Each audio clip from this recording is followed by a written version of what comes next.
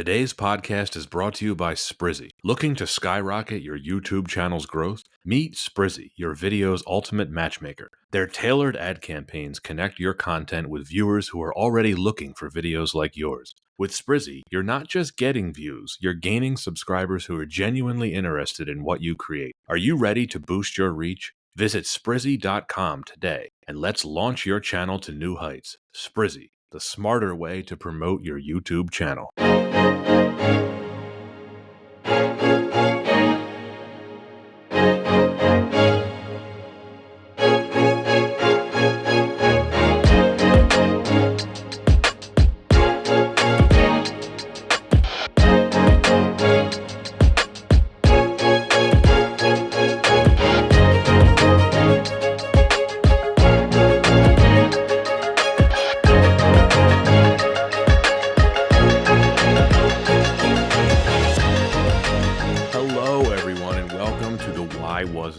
Podcast. I am your host, Patrick Darms. And I'm your co-host, Anton Paras. And I do believe this is going to be our annual Black Friday episode. Oh, fun. A great deal for all of our listeners. Yes. Black Friday episode. Yeah, this is just one of those weeks where you get more than one episode.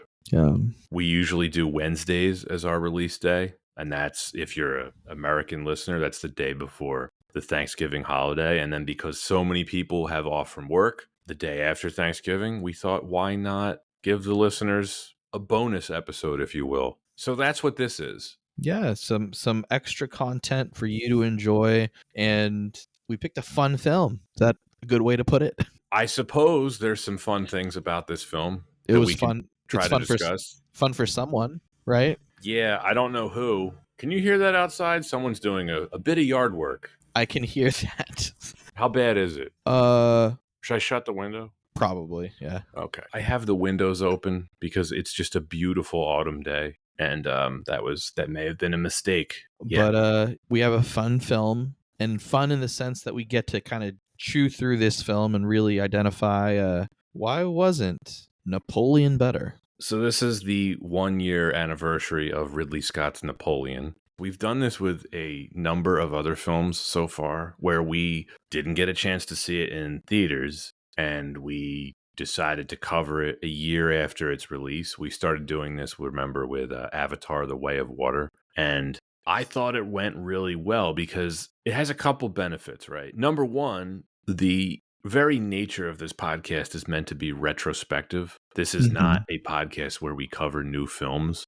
We do cover in-theater films maybe once or twice a season, but it's not the norm for that reason. It's supposed to be retrospective. Number two, and this is my favorite thing about doing films, in the subsequent months after a film comes out, there's always a lot more content that gets published and written and revealed about a film's production that sometimes you don't get if you're doing a film the week of its release. Yep. So that's why I think this makes a lot of sense. We're going to keep doing this in a few weeks after Christmas. If you're listening to these episodes when they come out, we're going to be doing Ferrari, which also came out a year ago. We always have to remind ourselves, Anton, when we say like this is the Black Friday release, it's like there's plenty of people that are going to listen to this after the day of release for the episode. So it almost doesn't matter. Yeah, but either way, today is releasing on Black Friday. Go get yourself a good deal or what feels like a good deal.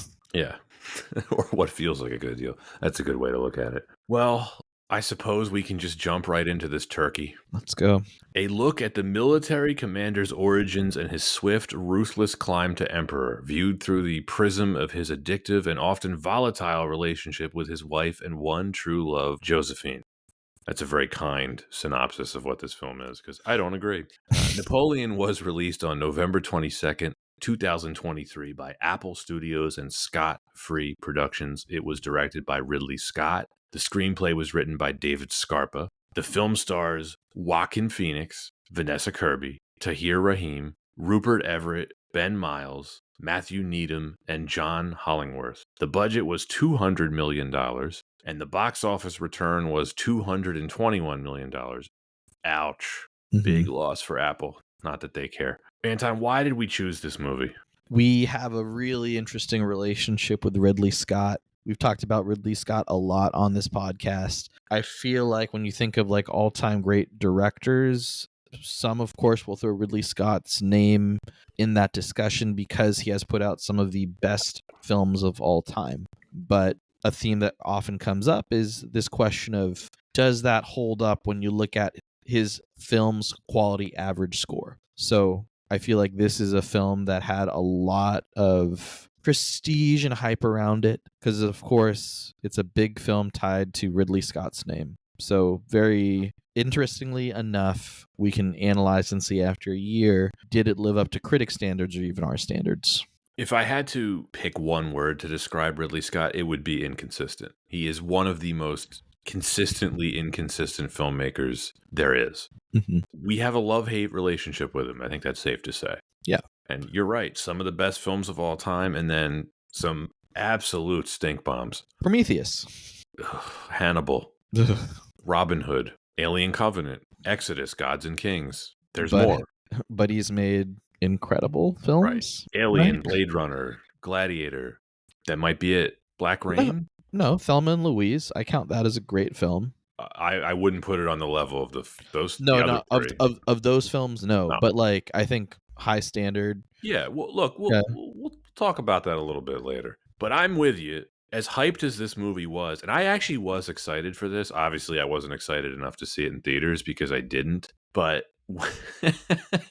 when it was announced that he was making a film about Napoleon and, reuniting with Joaquin Phoenix, who he has worked with a couple of times before, I was excited to hear that. And Phoenix is one of the best actors of his generation, right? Mm-hmm. Super talented guy. He's given so many amazing performances over the years. On paper, I thought this was going to be really good. I knew it wasn't going to be good. I knew it wasn't going to be good when I saw the trailer and they played War Pigs. That's fair. Yeah. I didn't even know they played War Pigs in the trailer. I saw the trailer. I don't remember that about it. It's burned into my memory because of how cheesy it was. And I was like, yeah, this film has no chance.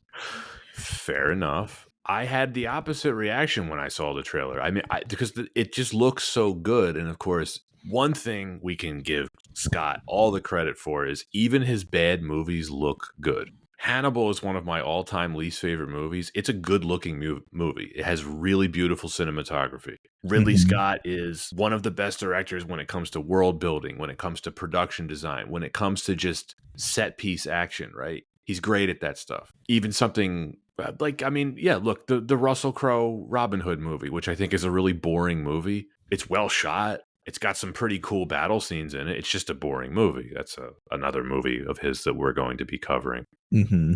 It seems like you were on the right path, giving your thoughts about the trailer, because when this came out, I mentioned the box office performance. It was abysmal, and it didn't really do well critically either. It got a couple of awards nominations for its visual effects, I think, and maybe for costumes. After the film came out, though, the thing that really stood out to me is I remember talking with you about this at the time, is Ridley Scott was doing all these interviews and he didn't do the film any favors because he was saying in all the press how much better the director's cut was going to be. Sounds like a Ridley Scott thing to say. So you're telling me I shouldn't see your movie? Okay, cool. Great. This movie came out. I didn't really know anyone who saw it. Mm-hmm. And I planned to see it and I didn't, and whatever. And then I think I told you recently on the flight back from the UK, I watched it on the plane, which is not the most optimal place to watch a movie. Yeah. That's when I decided to add it to our queue.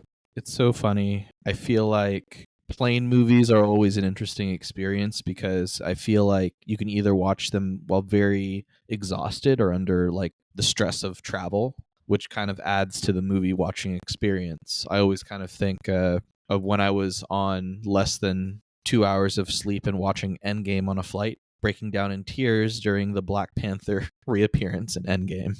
Well, I had a less than emotional experience watching this on a plane when, just as the flight attendant was bringing me my glass of wine, it just happened to coincide with one of the scenes where Josephine is getting railed. Was it the one where he's acting like a horse? I don't think it was that one, but it was one of the earlier ones, and Yeah. it was like she didn't say anything to me, but I could tell she saw what I was watching and she disapproved, and she gave me the look and handed me the glass of wine like, "I can't believe you're watching this on the plane." And I tried to give her the look like I didn't know. I would just give a look back like, why do you have this film on the plane? Why do you offer it? That's if if it had become a discussion, that's probably what I would have said. It's like they actually do give those disclaimers, like, make sure to look around you to see if there's anyone that shouldn't be seeing what's on your screen. Like, you want to be mindful. And I was like, then don't put these movies out. Don't offer it on the plane if you're concerned. I don't know. Yeah. Quick sidebar. I do remember this was years and years ago. Someone was watching Eyes Wide Shut on a plane. Another one. That's a choice. Yeah, that's a choice. Yeah. Because it wasn't a brand new movie at that point. It had, this was probably like 2014 or 15. I was just on a flight. I can safely say I watched Five Nights at Freddy's. How was that? It was really bad. You want to cover it, right? Kind of. Only kind of. I told you, if you put the notes together, we can do it. Now that I've seen it, I don't know if I want to. It's really bad. It had hype. I mean, that game is very popular. But I think it's one of those examples of it's Five Nights at Freddy's by name only, or it's the video game by name only. I don't know if the writers were just trying to make it a bigger thing than it was, but it felt so separate from the video game. I've never played it. It just really sucked. It was just really bad. Well, you do what you can. Yeah, but it made a lot of money. There you go. It the budget for it looked like a film that's budget was only $20 million, and it went on to make $297 million worldwide. That's pretty good, right? So a sequel's been greenlit. Back to Napoleon.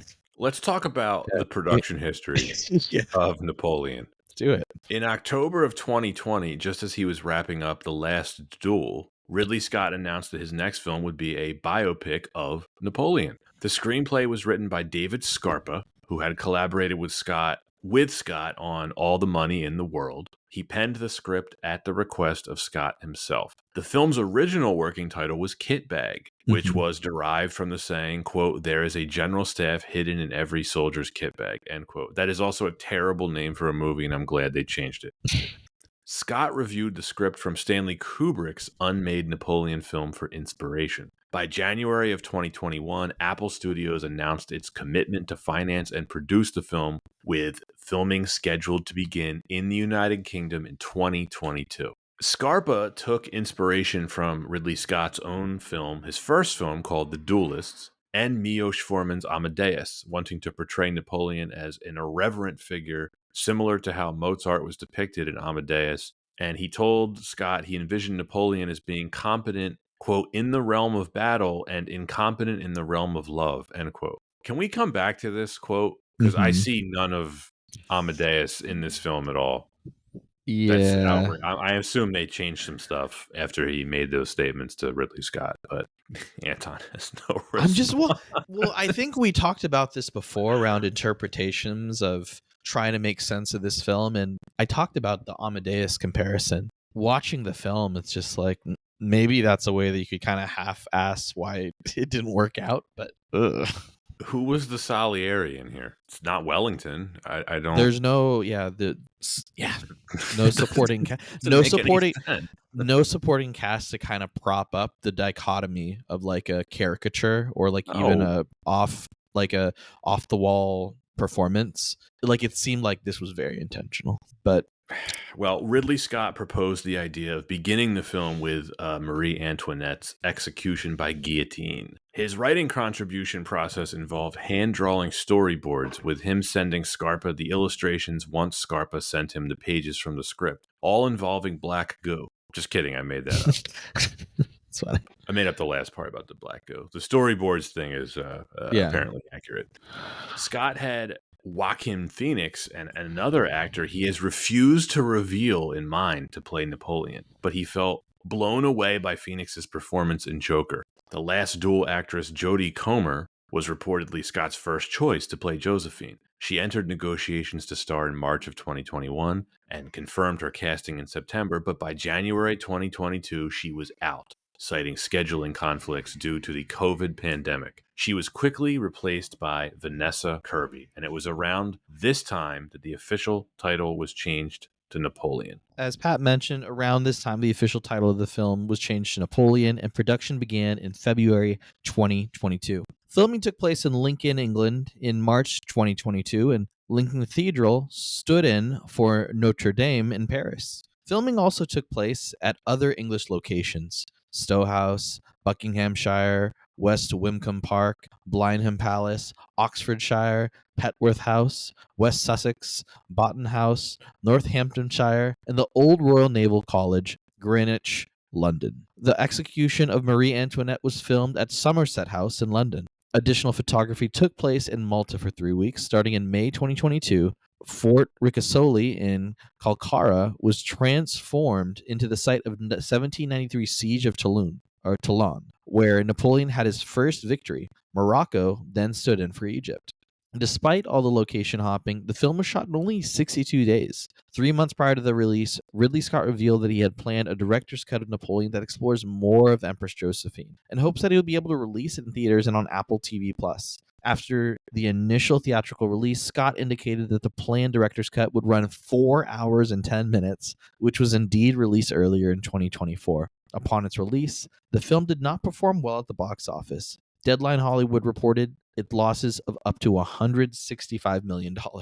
Critically, the film did no better, and it sits at a 58% Rotten Tomato score. In August 2024, it was reported that Phoenix had threatened to lead the film unless Paul Thomas Anderson, with whom Phoenix previously worked on The Master, was recruited to rewrite the script. Eventually, the situation calmed down, and Phoenix remained involved in the production. And that is it for our production history for Napoleon. Before we talk why wasn't it better, we will take an ad break. Today's podcast is brought to you by Sprizzy. Looking to skyrocket your YouTube channel's growth? Meet Sprizzy, your video's ultimate matchmaker. Their tailored ad campaigns connect your content with viewers who are already looking for videos like yours. With Sprizzy, you're not just getting views, you're gaining subscribers who are genuinely interested in what you create. Are you ready to boost your reach? Visit Sprizzy.com today and let's launch your channel to new heights. Sprizzy, the smarter way to promote your YouTube channel. We're back. Let's get into the reasons. Yes. Number one, Joaquin Phoenix and the cast. Do you like Joaquin Phoenix? I do. I think he's a brilliant actor. Yeah. What's your favorite role of his? It might be Gladiator, believe it or not. Yeah. He plays a great villain. Yeah, I mean, is that his objectively best performance? I don't know. I think he's absolutely brilliant in Joker, although I didn't like that movie. He's amazing in that film. He's amazing in The Master. He's amazing in Her. He's just one of those guys where he almost never gives a bad performance. Yep. I mean, can't forget performance in Walk the Line. You mentioned all of his top films. I feel like he has a lot of range. Did we see that range? Here? Yeah. No. So much hinges on the person cast as the main character in this film. And if the main character is poorly cast, it makes the film's success almost insurmountable, and it's probably going to go downhill from there. You mentioned Phoenix's range. You're right. It's so great. He can do pretty much anything you want, but I think he's miscast here, and I think it's a misfire from him. I don't want to say he was phoning it in because as serious of an actor as he is, I choose to believe he would never phone in a performance. Mm. On the other hand, he's not making any attempt at an accent, which was a deliberate choice, obviously. And I'm confused by a lot of his choices in most of the scenes in this film. Mm-hmm. It ranges from whiny, childish, sometimes autistic. He's very much playing it like a caricature. Like, I'm specifically thinking about the scene where he yells at the British ambassador, like, "You think you're so great because you have boats." I just don't get it. I don't understand the performance. Yeah, it's just, I think you touched on some really key points around the performance just being very confusing. It's not consistent with how a lot of people would expect a performance of Napoleon to be. And I feel like that's why some people beg the question, was this maybe a purposeful caricature or stripping down of Napoleon, maybe being less than a larger than life figure in history? But I don't buy it. I just kind of buy that this was not a great performance. And while it was confusing, it also had this really great power of also being very boring. And I feel like that is just so disappointing, considering we have seen a lot of range from Joaquin Phoenix. He's Academy Award winner. We've already listed some performances where he shows that he has that ability to really draw out charisma, and we don't see it here. No, I will argue he has shown performances where he has charisma, and charisma doesn't always have to look like the same All right. depiction.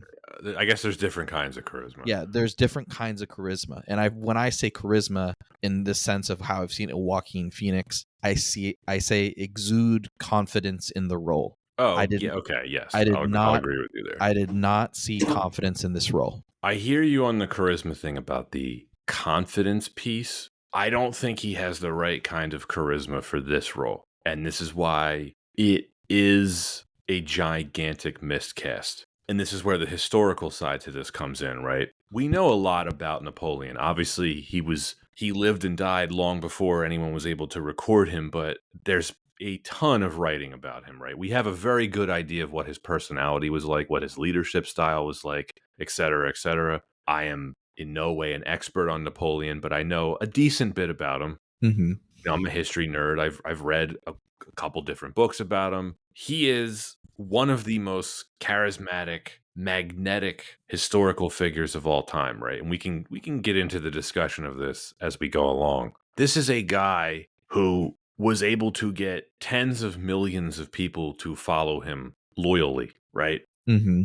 I don't see that in any way, shape, or form in Phoenix's performance. I don't see that kind of charisma at all. Like, we have historical records from ordinary soldiers on the battlefield who wrote about how just meeting Napoleon's gaze and exchanging a handful of words with him was enough to inspire them to make them feel invincible. Wellington himself wrote that Napoleon's presence on the battlefield was worth 40,000 troops alone. I don't get any of that in Phoenix's performance. No, and what we did get? A lot of smug looks. A lot of mumbling. Yeah, a lot of head tilting, looking down. Do you remember I'm air quoting this because the listeners can't see it, the quote unquote speech that he gives to his troops right before Waterloo? Do you remember it? It's very short. It's about 3 sentences, and it's somehow managed to be both yelled and mumbled at the same time. I think it's fair to say this was not a good performance at all. I'll go one step further. I think it's the worst performance of his career. Yeah, having not seen every single film of Joaquin of Phoenix, the ones that I've seen, yes, it's the worst Phoenix performance I've ever seen. And I think it's a shame to think that this is a deliberate choice by him of this is how he's going to portray the character, and even worse if this is how Ridley Scott said, okay, cool, like this, we'll keep this take, or I love what you're doing. I think that probably is what happened, a combination of the two. You know who else didn't like his performance? Brian Cox. Legendary Brian Cox. I enjoyed these quotes that he had. Quote, a truly terrible performance by Joaquin Phoenix. It really is appalling. I don't know what he was thinking. I think it's totally his fault, and I don't think Ridley Scott helps him. I would have played it a lot better than Joaquin Phoenix, I'll tell you that. You can say it's a good drama. No, it's lies. Continued, it really is appalling. I think he's well named. Joaquin, wacky. It's a sort of wacky performance. End quote. Yeah, thank you, Brian Cox, for being very true and honest to what we see on the screen.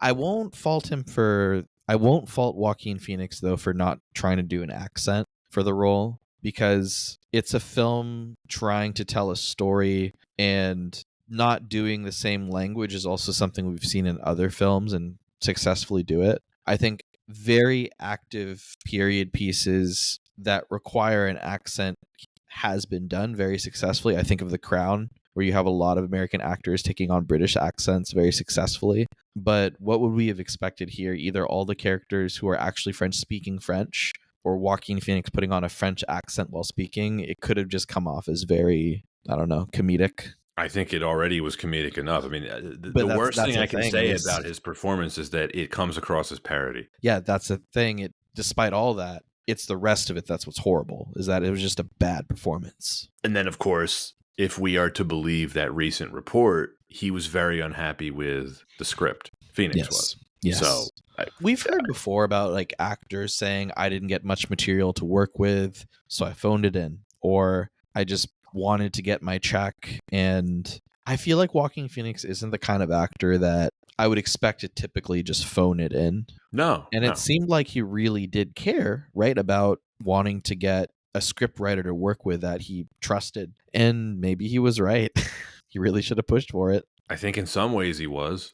Um, I don't really have anything else to say about his performance. I think it's genuinely terrible. yeah. He was the wrong actor for this. I don't know who the other actor that they were, that Ridley Scott was considering because he didn't choose to reveal it. I would love to know. Yeah, it's one take that I could have with either the performance, which again, I don't buy it, but I could see it, is trying to make a biopic like this or trying to even tell a story like this and trying to compare it to Amadeus is how do we look at historical figures in the context of their situation as maybe a cautionary tale of putting figures up on a pedestal when in reality maybe it's a situation around them that allows them to be great. And I feel like Mm. in this particular instance, it feels so much like parody, or the performance just feels so out of place that I could see people buying into that fan theory and thinking we're not going to prop up Napoleon as the great charismatic war hero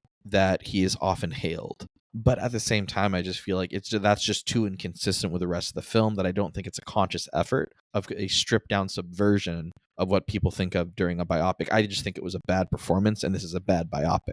The Amadeus comparison that they were trying to do is interesting for a couple different reasons. Number one, Amadeus was never intended to be a biopic. Right. It was a Exactly. fictional portrayal of parts of Mozart's life. And it was originally a play. It wasn't originally a film. It was Mm-hmm. adapted into a film. And also, there's no debate about Napoleon being charismatic. You know what I mean? This is not a matter of Yeah. opinion. Even his enemies said he was one of the most charismatic individuals that they had ever met. So to subvert that is an interesting storytelling choice because you're subverting one of the greatest assets about the historical figure that you're trying to portray on screen. And if it's to tell a point or to tell a message, that's one thing. But what But was the point? and that's the thing, there was no clear message or cautionary tale being told No, that you can use the performance to prop up, because it was literally like kind of it was a straight direction of like his performance to prop up this, like, I don't know, non message for the film. I'm shrugging. I don't know. Yeah, it's just confusing. But yeah, again, I don't buy any greater purpose here. It's just a bad performance. The other co-lead in the film, Vanessa Kirby as Josephine, she got some praise for her performance in this film. Mm-hmm. I like her in everything else I've seen her in, particularly as Princess Margaret in The Crown. The first two seasons of The Crown, I think she's outstanding in that series. Yes. Her acting here is it's fine. It's I, fine. I think she's a great actress. I think that there was just no chemistry between the leads. No, it's awkward. And I don't know if that was on purpose to just kind of display, like, look at this power imbalance between Napoleon and this hot chick that he really wants to be with. He clearly likes her more than she likes him. And that was what I was seeing on screen. That's how I felt the story was being told. They're showing you via the voiceover narration because you get the Yeah. awkward voiceover where he's just like, I long to be with you. I can't be separated from you. I love you so much. But her, She's like, does she like him? I What's don't her know. motivation? Power. To do But what? why? To do what, right? Right. Is And she there's scenes where you're wondering, is she against him? If she is she trying to sabotage him? We get that. I'll get back. I'm gonna come back to this because it's one of the dumbest scenes in the film. The scene where the Tsar Alexander the First, the Russian Tsar, the Russian yeah. emperor, where he visits her at her estate. It's like, Mhm. what? Why? For what reason? Does she need something from him? Does he want something from her? It's never elaborated on. I think that one could argue is it's trying to kind of continue to paint doubt in the viewer's mind, or you kind of add to this complexity of already the suspicions and paranoia of Napoleon and his relationship Well, with Josephine. they certainly succeeded because I was doubting the acting and the screenplay the entire time. Yeah. So I was And doubting the shit out of this movie. yeah, it was really adding a lot of doubt. Yeah, So I was doubting it from like 15 minutes in all the way to the end. yeah, I don't think that scene in particular was necessary at all. No. And even then, there was just so much around their relationship that if you're trying to make it a pivotal point of the film, I think a lot of their relationship really then relied on great chemistry between them. And without that chemistry, it just felt very awkward, whether it was scenes where he's trying to woo her, her trying to seduce him. The I am And, nothing scene on the couch. no, What was the what? point? Any lovemaking scenes that were incredibly awkward. Very awkward. Some of the most awkward sex scenes I've ever seen in a film. It was just too much. The flight attendant thought so too. But I again, like, it's just lack of chemistry, I think, is what makes her performance seem a bit more off-putting. I think in a vacuum, I don't think she did a bad job.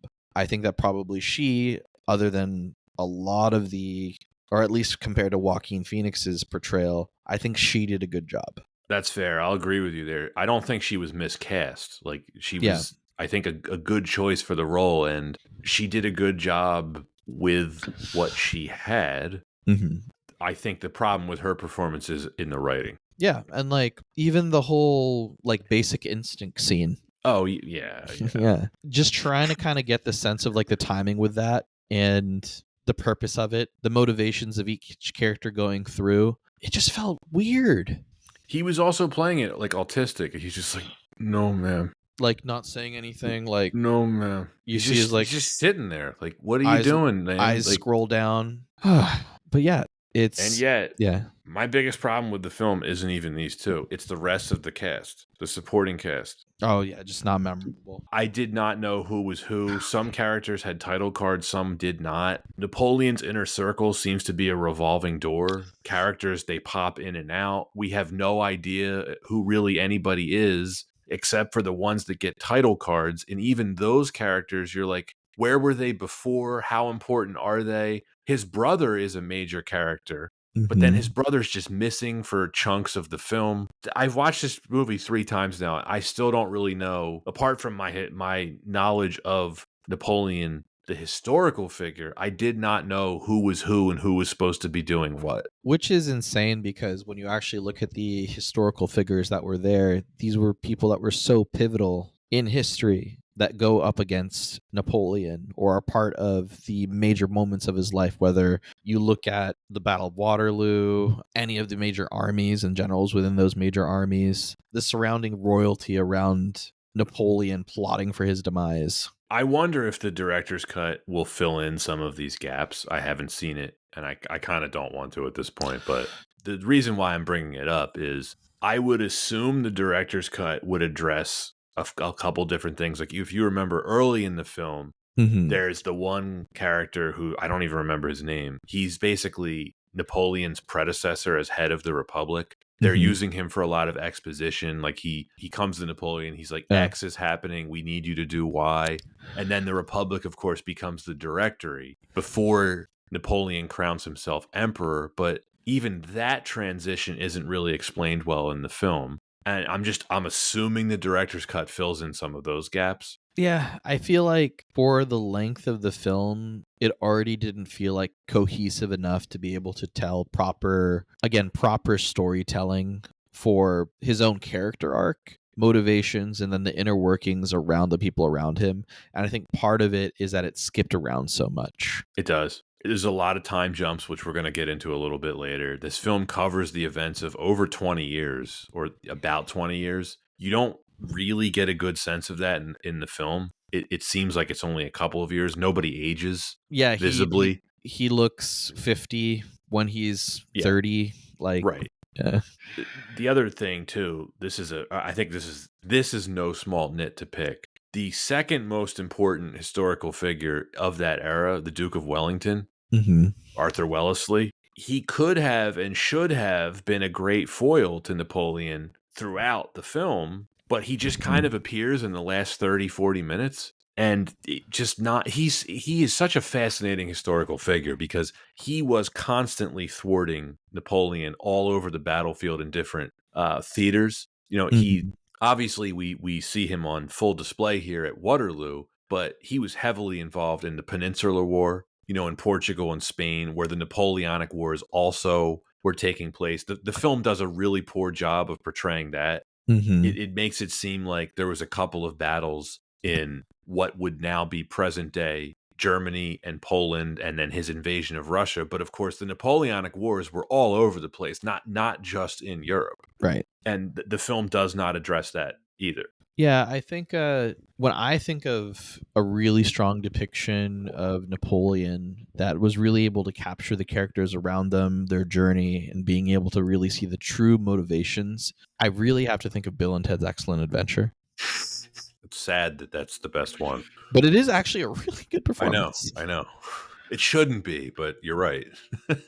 Like, no joke. And listeners, please keep me honest. Check it out. It's actually really good. It is. You're right. You're right. Have you ever seen Waterloo? Yeah, classic. Yeah, that's Yeah. again, that's a better take on this. You almost wonder if this film would have been better suited if they had just focused on a specific event like that rather than trying to do the greatest hits of Napoleon's career. Yeah, because then you're just getting a lot in bits and pieces of, well, if you're getting bits and pieces of these kind of key moments, it has to be very deliberate in how does it move the storyline? How does it move the storyline along? What does Napoleon learn from each moment, or what does he gain or lose? And I feel like you don't get that. You just get very pretty looking battle scenes, which again, I really love the battle scenes in this film just because of their depiction. They're very like the violence on screen is like just well shot, and It is. I feel like it seems hollow because it doesn't really lead to a better understanding of who Napoleon is, or a better understanding of why are these moments important. And I mean, then I kind of think like, oh man, like I really feel bad for that horse that just blew up. When his horse gets It killed by a can't, CGI yeah, cannonball. yeah, exactly, yeah. You mentioned the accents not bothering you. I'll give you the Phoenix part of it. This is the piece that did bother me, though. Okay. Everyone is speaking with a British accent in this film: Yep. French, Yep. Russian, Prussian, Austrian, Spanish. Almost every single character in the film is speaking with a British accent. That's the kind of stuff that bothers me. Okay. The only one I felt that stood out of the cast was, I don't even know the guy's name, but whoever played Tsar Alexander, I thought he Mhm. was the only standout. He was well cast. He had enough charisma. There's that word again. Yeah. He had enough charisma on screen that I felt he stood out from the rest. I can see that. I feel like it's a bit of a shame because we can probably look at the script and the direction from Ridley Scott as kind of two pinpoints that really trickle down into this. If the actors are not sure or aren't really stopped at the right point of what is the vision of Ridley Scott and how this should be, then this is the fallout and result, right? Yeah.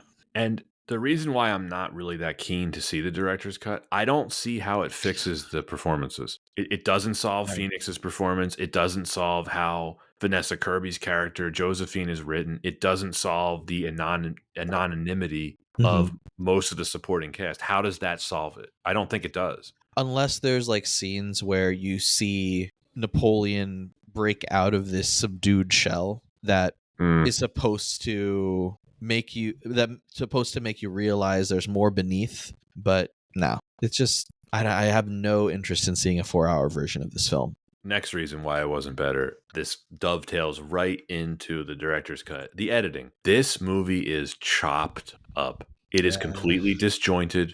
It seems like every other scene just ends abruptly. Yeah, no good transition effects, no clean transition effects, just very much like boom, and you're gone. A lot of scenes, yeah, they just end without explanation or context. Like I mentioned the guy earlier. So the original like head of the Republic, right? Uh-huh. When he's trying to get Napoleon to back him in the coup, and he's like, "The people will accept my rule if I have your support." Like, who is he? It's a 60-second Yeah. scene. And then we get the coup, which is actually my favorite part because we get the guy saying, "I'm enjoying my succulent breakfast." What's the charge? Enjoying a meal? A succulent Chinese meal? Succulent Chinese meal. It had to be deliberate, right? The succulent I breakfast felt line. I felt like it Yeah. was. There was, of course, a much better biopic that we got a year earlier. Oh no, it was the same year, Oppenheimer. Way better. And yeah, Yeah. way Oh, better. yeah. And Yeah. and I feel like I almost would want to say suffers from, but it also just kind of depicts the same thing. It has a lot of scenes jumping through different points in history, right? It feels way But more it cohesive than this. but it feels way more cohesive because I think it feels very consistent with what kind of story is being told, or like how do these scenes affect the main character. Now, of course, there's some, of course, without certain context, of course, that film has a lot of characters and a Doesn't key, have this problem though, where yeah.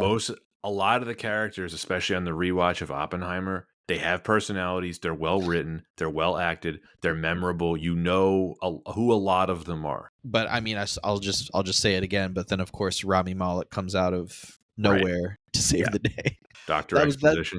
Yeah, that was just the one thing I think in the Yeah. film that I was like, you really had to know a lot to know Yeah. that he was going to do that. Who are you? Yeah, but thank you for your role in this film. But you don't get a lot of satisfaction when when time moves in this film, or when scenes transition in this film.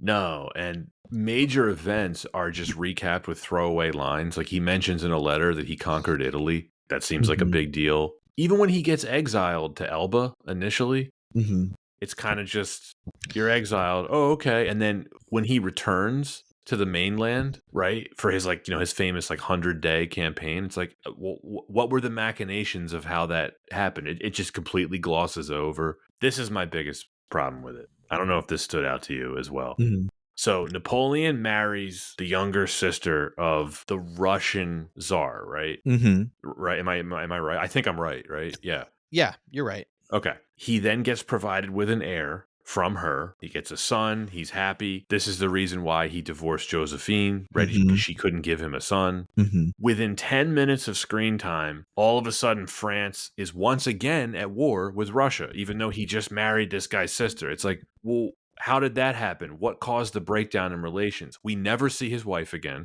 right? Except she might be on St. Helena at the end with him. I don't even remember. She's on screen for maybe 60 seconds. And I don't know if that was just the director trying to say, "Oh, the audience will just pick up like Napoleon just has to go to war all the time." Well, he's making a lot of assumptions because Yeah. unless you know specifically what happened in the Napoleonic Wars, because that did happen, right? Russia was his enemy and then briefly his friend and then his enemy again. It's like that's not explained here at all. No. No, and I don't think it's also kind of a depiction of, it's not an event that I think a majority of people would have the context to know like what happened. No. And so No, it's a and and it's a mission is confusing.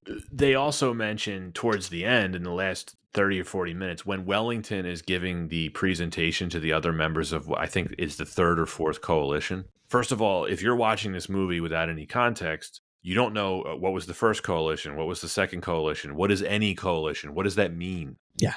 None of it's explained. And then I mentioned this scene earlier when the Tsar, Alexander, visits Josephine at her estate. He tells her, like, you can use your charm. And then it cuts to the two of them dancing. Why did he visit her? Like, did he want to use her for something? Did they hook up? Never brought up again. Mm-hmm. And it's very, I think this was another instance of, we talked about this earlier, kind of unnecessary. Very unnecessary. They don't do anything with it. Yeah. Would have Nothing. been better if they just didn't include it. And then I'm going to bring this up again. His exile to Elba. And then you see him, he's writing to Joseph. He's there for 2 minutes. And then he's writing to Josephine. He's like, I have decided to come home. It's like, but you've been, what prompted this? How did you come? Like, how did he get the power to return and wage war for 100 days, which ends in Waterloo? Like, that is never explained.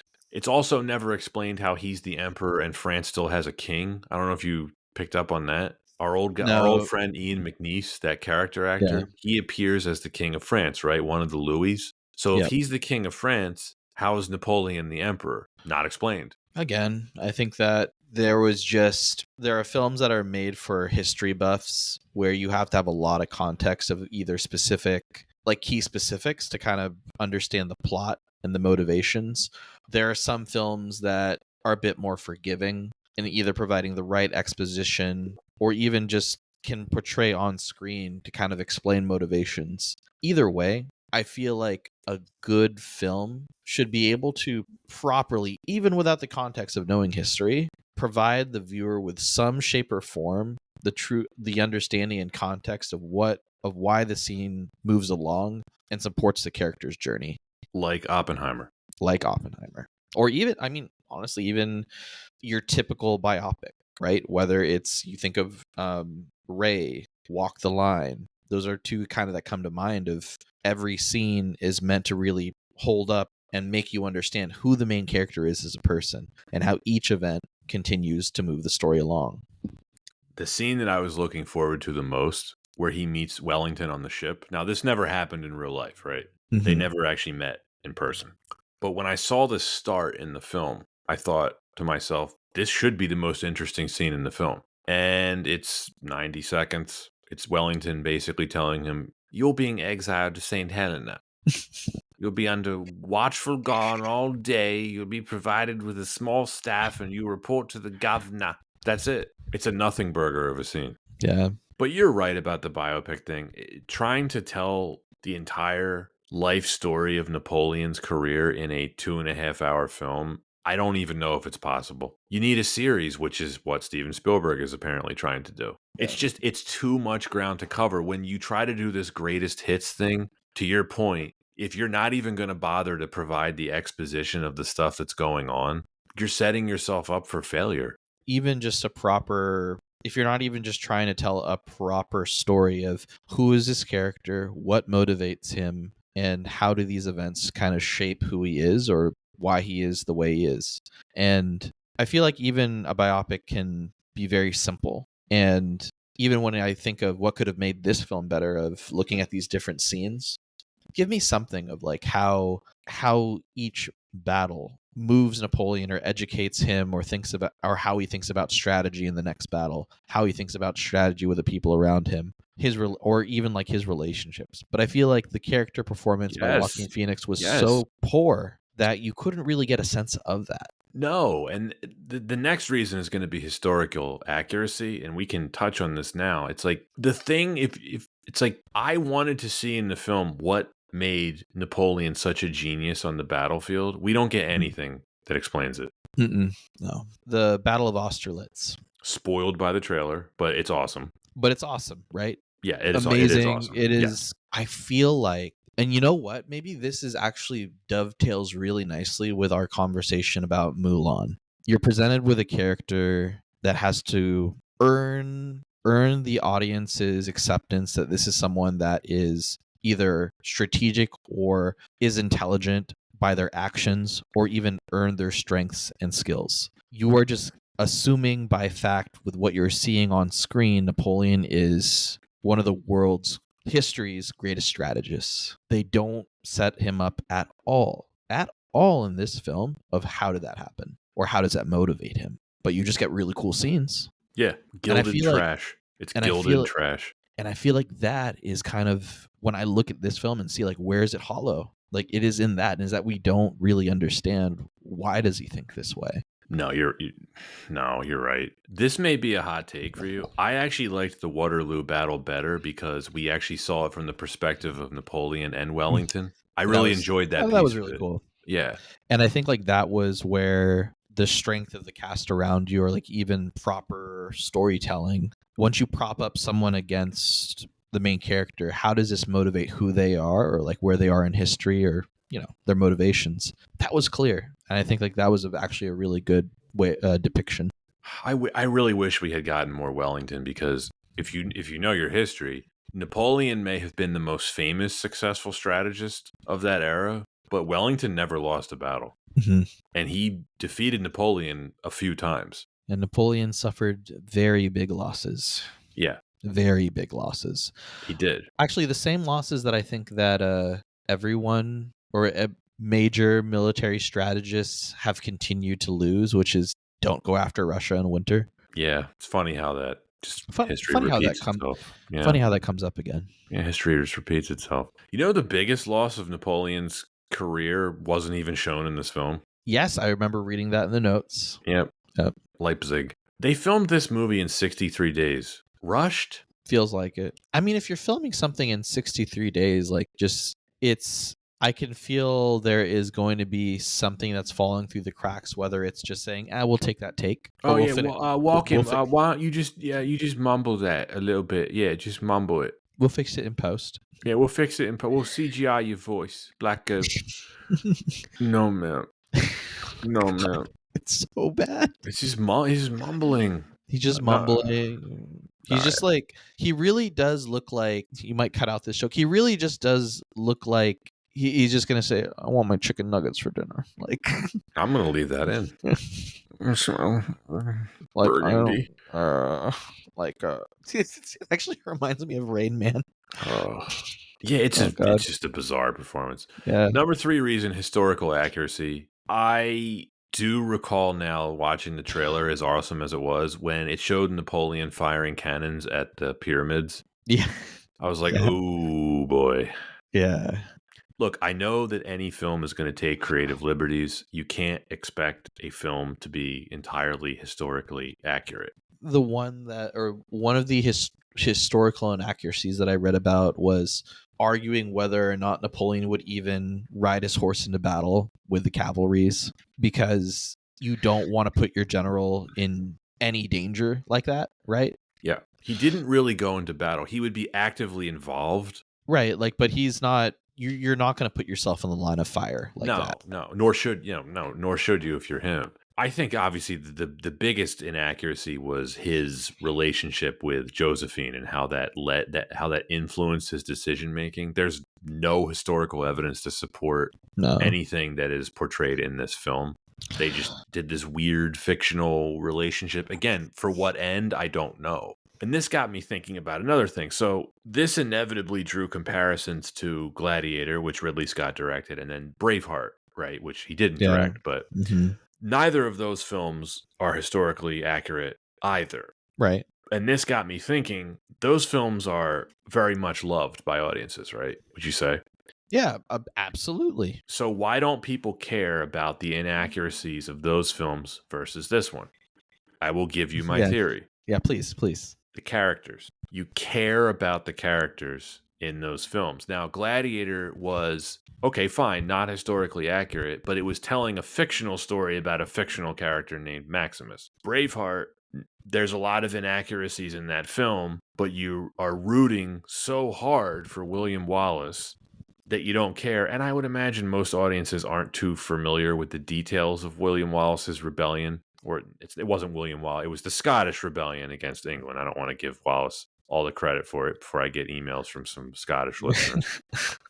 You don't care about Napoleon here at all. Did you feel anything for his character at all? They give you nothing to root for at all. You don't know what his motivations are, so you don't know why you would want to root for him. There's nothing interesting about his character here. No. And you're totally right. When you think of when you think of great films in that same genre, you have a very clear understanding of a character and why you want to root for them. And at least I think that's even just the core of filmmaking, is how do you make a character that audiences can sympathize with, empathize with, whether it's an amazing villainous portrayal or a hero. And this is just lacking.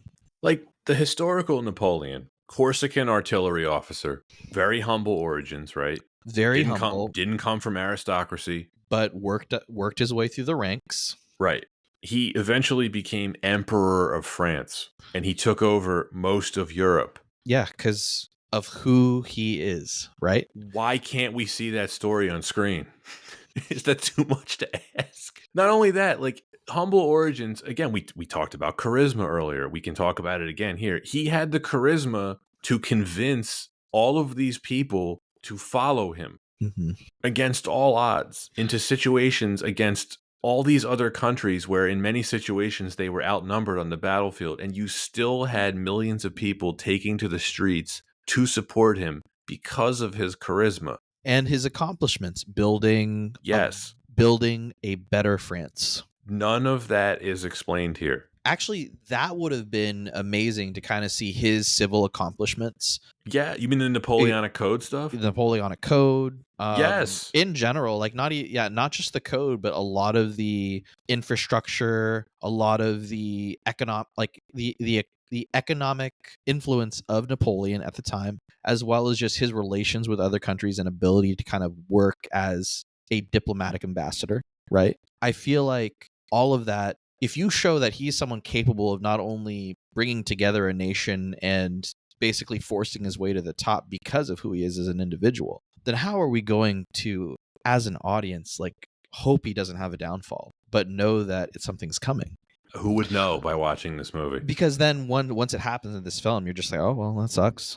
All of his civil accomplishments I would love to see portrayed on screen, in addition to the stuff that he did for military strategy and tactics. He basically innovated the composition of armies at the time, the way he introduced the corps, the concept of different corps, which could act as like mini armies. Again, I'm not an expert on this. I'm sure a very a real expert listener will write in and shed some more light on this, because this stuff really does fascinate me. But that's the primary reason why his Grand Army was able to implement his tactics and be so successful in the battlefield, sometimes if he wasn't even there. Like I mentioned the Peninsular War earlier, which Right. is a part of the Napoleonic Wars that was fought on the Iberian Peninsula. Napoleon himself was not as active in that theater, but his corps commanders were, and the movie doesn't touch on this stuff at all. And that's the stuff that I think most people find so fascinating about Napoleon. How was he able to be so successful on the battlefield? What were his motives? How did he think? And we talked about it earlier. It's just without understanding why is this character great, or like why we should trust that this is a brilliant individual, then everything that you see on screen is just a bit emptier and harder to grasp or root for. It's borderline slander. Yeah. Like, I'm going to make him seem like a jackass. This movie is such a poor representation of him. It's a shame. We I should have understand he's a controversial figure in history, but he deserved a far better movie than this. Yeah. I feel like maybe as Americans, we're just missing out because there wasn't enough US storyline involvement. I think that there are a lot of people that look at something like what's occurring on screen in the time period and forgetting like the US in its infancy and its involvement. It was involved in the Napoleonic Wars, though. Right, the War of 1812. Yeah. But I think like just not enough is what I'm saying. No. And I feel like even then, like trying to tell this story to the audience, which I think the main audience is a US audience for this film. I suppose so. Yeah. Yeah. It's, I don't know. I feel like there's a lot of folks that probably are out of touch with history and the context of it. Well, we can talk about Ridley Scott for the last reason. Yep. Let's do it. Like I said, I was horrified by the fact that before this film even came out, he's giving interviews talking about how the director's cut was going to be way better. His directing choices here so you hadn't seen this before, like what last week? Yeah, Do you remember what I asked you beforehand? I was like, I was like, before you watch this film, let me know what genre you think it is when you're done. What would you say what genre is this film, Anton? It's a shitty romance film. I kind of agree with you, because if it's a biopic, it's not historically accurate enough, and they make Napoleon far less interesting than he was in real life for whatever reason. I'm kind of with you on the romance thing. I think that's what they were trying to go for, but it doesn't actually focus on the relationship between Napoleon and Josephine enough. But it seemed to be kind of one of the most influential storylines in the film that makes you kind of understand him a bit more. Not to actually truly understand Napoleon as a historical figure, but make you kind of understand the motivations of this Napoleon character in the film. And that is sad. I have read online that it's supposed to be satire. I don't see how. It's not funny enough and not often. Mm-hmm. Many of the scenes appear to be played completely serious. This is one of the most unfocused movies that I can recall seeing in recent times. I couldn't tell you what kind of movie this is, and I put that on Ridley Scott. I don't know what kind of movie he was trying to make. His lows are low. They really are. I dug into this a little bit. Any thoughts on what I just said about this not really having a genre before we get into his filmography? I think a film not having a genre isn't necessarily the worst thing in the world, or like if it has a specific genre that you wouldn't expect is not the worst thing in the world. It's more so an unattainable or not being able to understand the film itself, not understanding its own placement or what kind of film it is. And I feel like that's where, because there's so much confusion on how to interpret this film, you've already failed because audiences are too distracted by that than being able to just appreciate the film. It was sold to audiences as a biopic. Yeah, like your standard, like, Right. all right, like in the same way that you can kind of say, like, what's a standard biopic, right? You can also say, like, oh, there's also a standard, like, sports movie drama. Remember the Titans. Cut and dry, you take that formula, you put it against every other sports movie in existence. You understand this is a sports movie arc. These are the tropes that you'll expect. You didn't get that with this film. Not at all. All right. Ridley Scott's filmography. I was thinking about this because Mm-hmm.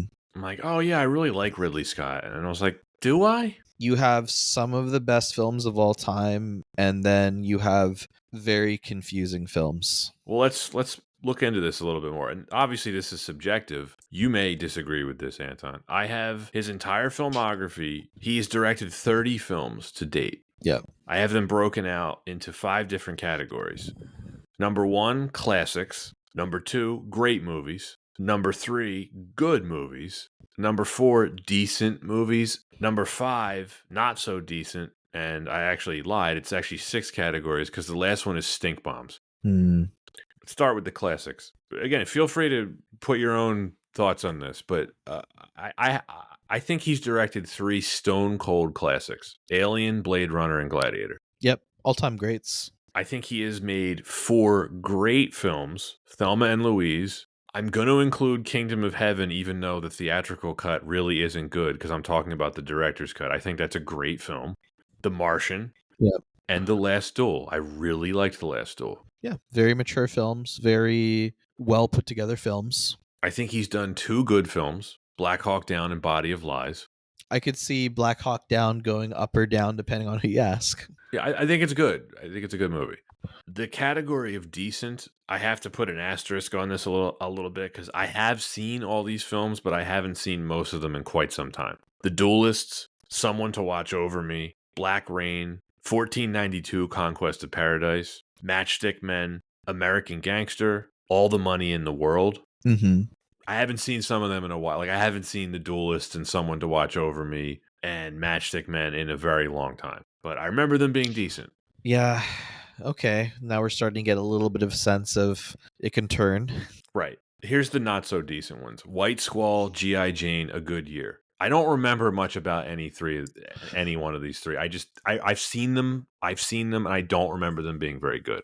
It's so funny. Like, I'll make this point later, but yeah, we can continue. Okay, last category, stink bombs. These range from bad to horrible. Legend with Tom Cruise. Mm-hmm. It's a horrible movie. Hannibal. We already touched. It's a horrible, horrible film. We covered that in a previous episode. Robin Hood, horrible movie. Prometheus. I know a lot of people like Prometheus. I think it's terrible. The Counselor, which was, of course, the screenplay written by one of our favorite authors, Cormac McCarthy. I thought it was a horrible movie. Exodus, Gods and Kings, Alien Covenant, House of Gucci, and probably will not surprise the listeners at this point to hear that I am putting this film, Napoleon, in this category of stink bomb. Yeah, no, I don't think that is a surprise to a lot of people. I just wanted to comment here. It's amazing to see like the range of films that he works on: sci-fi, historical depictions of war. He works. Like female-led like action drama films, female-led like dramatic depictions of Thelma and Louise.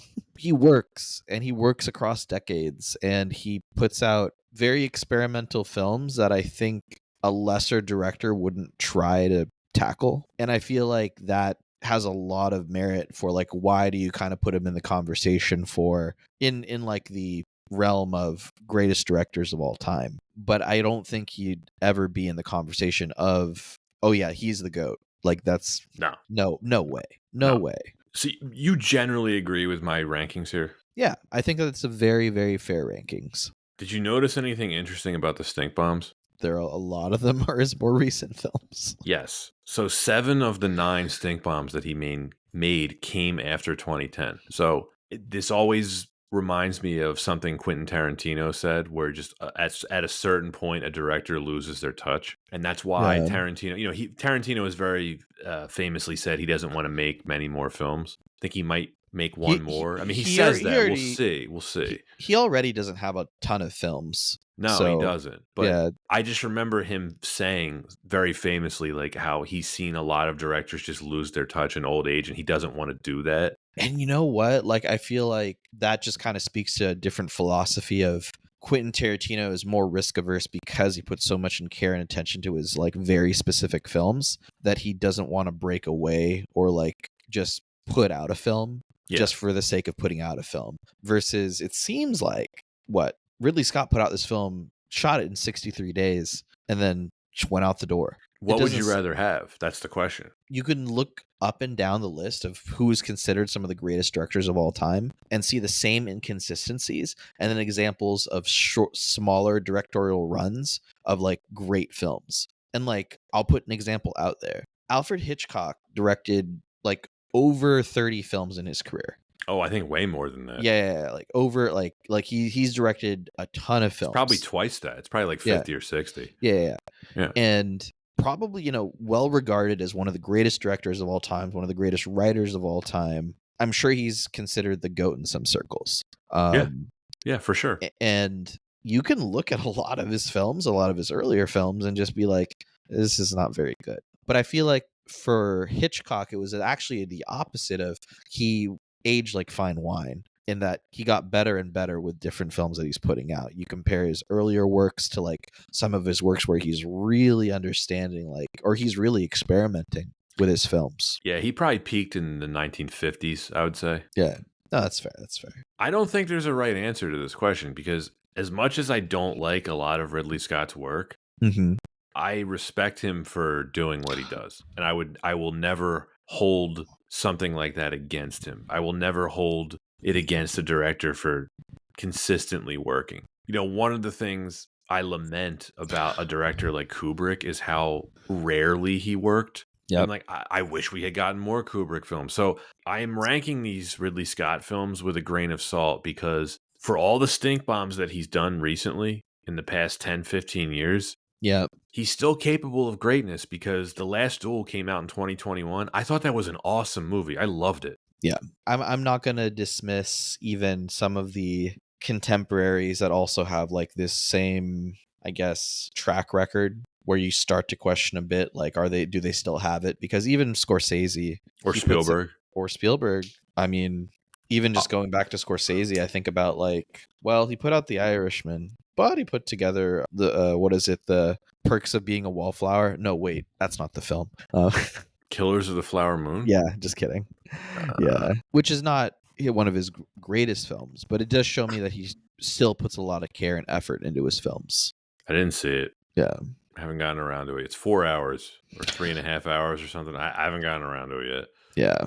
We're going to cover it at one point. Takes a lot. Another Apple film that made no money, but it got very, very good reviews. So really quick anecdote about Spielberg. So the 2010s is regarded as like a down period for Spielberg. Mm-hmm. You know what I mean? This is how incredible the standard is for Steven Spielberg's work. He had 4 films nominated for Best Picture in the 2010s, and it's considered a quote-unquote down period for him. Yeah, it's kind of crazy.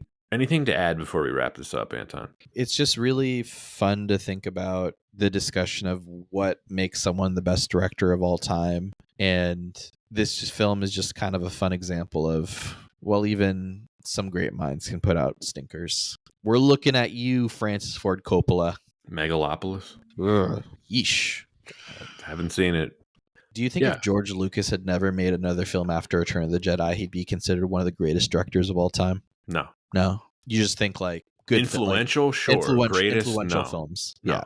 No, that's fair. He is not considered one of the greatest directors of all time, and he never should be because he just didn't do enough work to be on that list. In my opinion, he just didn't. No, I don't think he's in any conversation with it. I think part of it is just, I'm trying to think of even like a sports comparison, because with the original Star Wars trilogy, it's like not only did you get like the MVP, but you also changed the game. So like that kind of speaks to, I think, a lot to his I mean, abilities. yeah, I mean to be fair, if you're going to defend George Lucas, the first Star Wars is worth like 10 movies. Yeah. It's like Leicester winning the Premier League. Like it means more than like any league trophy Real Madrid could win. And then he comes out and makes Empire Strikes Back. Like, Didn't what? direct it though. Right. But he makes it. He makes it. Yeah. Okay. And then he makes Howard the Duck or Tucker, the Man in His Dream, which is Yeah. actually a good movie, directed by Francis Ford Coppola, but a bomb. It was a bomb. Have you seen Yeah. that movie with Jeff Bridges? Oh, yeah, dude. Yeah, cool movie. Yeah. Yeah, we're going to cover it at some point. Yeah. No, I don't think. I think maybe you can say he made one of the best films of all time. Let's just say that. Absolutely, yeah. I Yeah. mean, he also made American Graffiti, which a lot of people Which is- overlook. Great movie. That is a great movie. Bury a legend, George Lucas. It's very kind of you to say that. Listen, Ridley Scott, he's a friend, you know. I just tell you, when I first saw Someone to Watch Over Me, I just fell in love. White Squall just really spoke to me. It's like poetry. It rhymes Yeah. sometimes. I thought it rhymes. You know, the flute technology that he introduced in Prometheus, I thought was just breathtaking. Well, we talked about Joaquin Phoenix and the cast, the editing, the historical accuracy, Ridley Scott himself. Did we like it? Anton, do you want to go first? Sure. This is a film that is an enigma for all of the worst reasons. I feel like because I can't easily pinpoint what is this film's identity, and I think it all comes down to very poor direction and just a very poor effort across the board, whether it's lack of a performance from your lead to poor cutting and editing. Now, there are a few gems in that these scenes on screen that we see during like key battle scenes, or it's just some very beautiful shots in this film. But I think that is just more of a touch of a director that has been around the block, that knows how to shoot beautiful scenes versus a beautiful film. And so I think that everything that we put together around this film, whether it's very confusing identity, very poor performances, very confusing story, and very just strong historical and inaccuracies that are too glaring to be able to understand how is it supporting this film and story, that it's just a complete miss. And also just a huge disappointment for a director that has quite a reputation. But at the same time, we've also analyzed and seen he does not quite hit a home run with every film. But I don't think he's afraid of that. I think he's a man that works. I think that Ridley Scott is definitely a director that isn't afraid to put something out there. And for better or worse, he has a very big ego of the kinds of films that he puts out. I think that this film is an F. It's just I'm just never gonna see it again. Whoa. I'm not. I'm not. I never want to see any of these sex scenes ever again. I wish I could scrub them from my memory. Wow, harsher than I thought. I knew you didn't like this, but okay. Yeah, there's nothing. I would never recommend it. I would never watch it again, and I regret taking the time to watch this film. I'm sorry I selected it. Did I like this film? Not at all. This is a chopped up, jumbled mess that's undermined by, I'm just going to say, a phoned in lead performance from Phoenix. I think he's miscast here. I don't like any of his choices. I was confused by almost every scene that he was in. The rest of the supporting cast is weak apart from Vanessa Kirby. I thought she did a fine job with a poor script, and her character was poorly written. And I don't think it's well directed by Ridley Scott, and he couldn't stop telling us how this is an incomplete film and how his director's cut was going to be so much better. I have no interest in seeing the director's cut. I will not be watching the director's cut. I couldn't stand this movie at 2 hours and 40 minutes. I don't want to think about having to watch a longer version of it.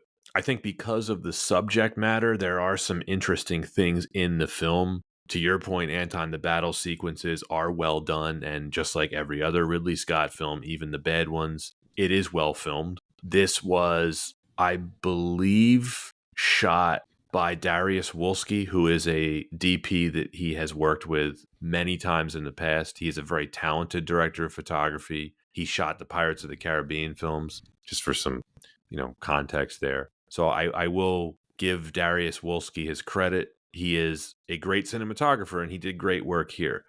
Unfortunately, this film, Napoleon, promised so much, and it delivered on almost nothing. I said earlier it's gilded trash. I think it is badly written, it is badly cast, it is badly directed, it is badly paced. It is not historically accurate, and for no good artistic reason that I could figure out. Worst of all, it's boring. I was really bored watching this. I came away from this feeling as that I had wasted 2.5 hours of my time. I'm right there with you, Anton. This is one of the worst movies that I've seen in recent years. Yeah. Another stink bomb brought to you by Ridley Scott. As far as I'm concerned, he took $200 million of Apple's money and burned it at Waterloo. This is a total waste of time. One of the most important historical figures of all time deserves a way better movie than this turkey. I am with you, man. I actually think I wish I could unsee this. This is an F. A total failure. There was not a single thing in this movie I really liked. I will not be seeing Gladiator 2 in theaters. We're going to cover it, I'm sure, at some point. Maybe we can do it for the 1-year anniversary, but so I'm no, not spending my money to see it in theaters. yeah, no theaters, no No. theater. Really, okay, yeah, it's I don't think anyone's confident about Gladiator 2. I think that was one of the most surprising sequels, And they shouldn't be.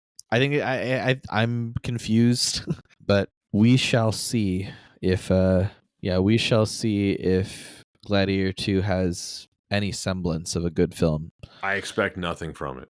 I mean, it has a Jay-Z and Kanye song in it in the trailer, so Look, if it's good, I will be very surprised. I expect very little from Ridley Scott at this point in his career. He's 87 years old. yeah. That's it. That's all I have to say about Napoleon. I can't recommend it to anybody. Mm-hmm. Well, that's it for this week's episode of Why Wasn't It Better? Next week is going to be fun because we are getting into our Christmas mini season. It's going to be Batman Returns, which is a Christmas movie, whether you like it or not. So that'll be the first episode of our little Christmas mini series. Well, Batman Returns. 'Tis the season. 'Tis the season. As always, if you are listening on Spotify or Apple Podcasts, please give us a follow and a 5-star review. Be sure to check out our YouTube channel as well. You can find us on Instagram, Twitter, and TikTok. And for those of you who would like to support us directly, we have a Patreon. Links are in the description. Thanks for listening and see you next time. Vive la France!